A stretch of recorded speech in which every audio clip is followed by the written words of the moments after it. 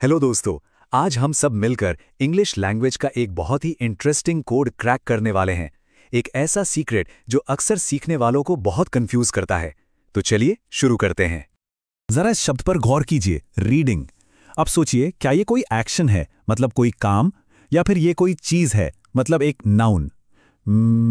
यही तो वो पहेली है जो अक्सर लोगों को उलझा देती है।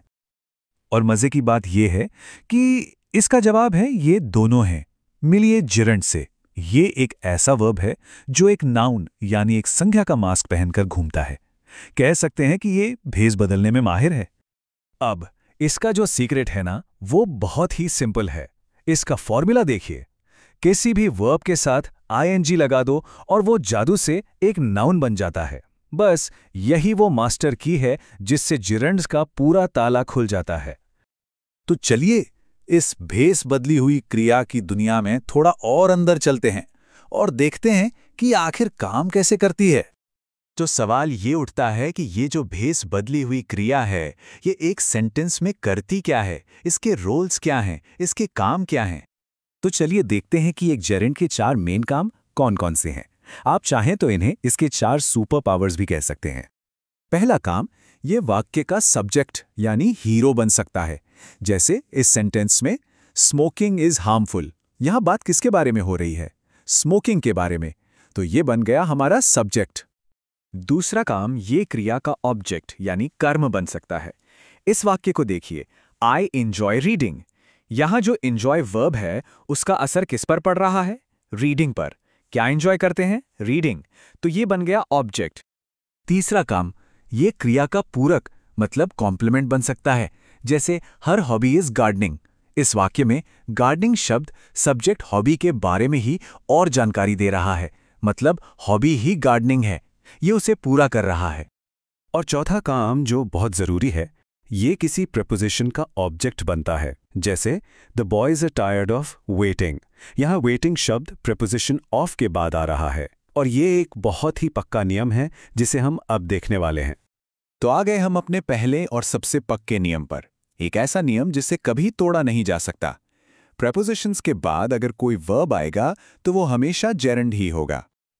ये जो प्रेपोजिशंस आप देख रहे हैं ना, beside, at, in, on, from, of, इनको आप एक ट्रैफिक सिग्नल की तरह समझिए। जैसे ही ये किसी सेंटेंस में दिखे तो समझ जाइए कि आगे आने वाले वर्ब को आईएनजी का ग्रीन सिग्नल मिल गया है। एक उदाहरण से समझते हैं। I am fond of teach. सुनने में ही अधूरा लग रहा है, राइट? सही होगा I am fond of teaching. क्यों? क्योंकि ऑफ एक प्रपोजिशन है और रूल तो रूल है। चलिए एक और उदाहरण से इस बात को दिमाग में पक्का कर लेते हैं। The teacher prevented him from do so. ये गलत है। सही होगा the teacher prevented him from doing so. From के बाद डू नहीं, डूइंग। ये नियम हर जगह हर बार काम करता है। चलिए अब इस कोड ब्रेकिंग के लेवल 2 पर चलते हैं। कुछ खास फ्रेजेस या वाक्यांश भी होते हैं जो अपने बाद हमेशा जिरंड ही लेते हैं। अब ये जो फ्रेजेस हैं ना, ये बहुत स्पेशल हैं। क्यों? क्योंकि इनमें अक्सर टू लगा होता है और हमें लगता है कि टू के बाद तो वर्ब की फर्स्ट फॉर्म आती है। लेकिन नहीं, इन खास फ्रेजेस के साथ टू के बाद भी वर्ब में आईएनजी ही लगेगा। ये एक बहुत जरूरी एक्सेप्शन है। जैसे Ram came here with a view to read गलत है। यहां विद अ व्यू टू पूरा का पूरा एक खास वाक्यांश है, इसलिए सही वाक्य होगा Ram came here with a view to reading. एक और उदाहरण देखिए।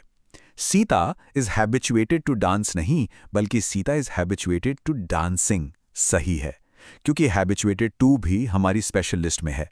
अब शायद ये पैटर्न पकड़ में आने लगा होगा। और अब हम आ गए हैं अपने फाइनल रूल पर। कुछ वर्ब्स ही ऐसे होते हैं जो अपने बाद हमेशा जेरेंड को ही पसंद करते हैं। ये जो वर्ब्स की लिस्ट है ना, माइंड, एंजॉय, अवॉइड, स्टॉप, इन्हें बस याद कर लीजिए। ये एक तरह का चीट कोड है, एक शॉर्टकट है परफेक्ट इंग्लिश सेंटेंसेस बनाने का। ये आपकी बहुत मदद करेंगे। तो इसका एक उदाहरण देखें। There is no use to write a letter कहना गलत है, क्योंकि नो यूज हमारी लिस्ट में था, याद है? तो सही सेंटेंस है there is no use writing a letter. तो लीजिए, हमने जिरंड का पूरा कोड डिकोड कर लिया है। तो क्या सीखा हमने? ये सिर्फ वर्ब प्लस आईएनजी नहीं है, ये एक वर्ब है जो नाउन का काम करता है, कभी सब्जेक्ट कभी ऑब्जेक्ट। और सबसे जरूरी, इसके 3 पक्के नियम, प्रेपोजिशंस के बाद, कुछ खास फ्रेजेस के साथ और कुछ खास वर्ब्स के बाद हमेशा हमेशा जिरंड ही आएगा। यही है जिरंड की असली पावर। तो अब जब ये सीक्रेट पता चल ही गया है, तो क्यों ना एक गेम खेला जाए? आज से अपने आसपास की दुनिया में जिरंड्स को ढूंढने की कोशिश कीजिए। आप हैरान हो जाएंगे कि वो हर जगह हैं, किताबें पढ़ते हुए, गाने सुनते हुए और हमारी अपनी बातचीत में भी।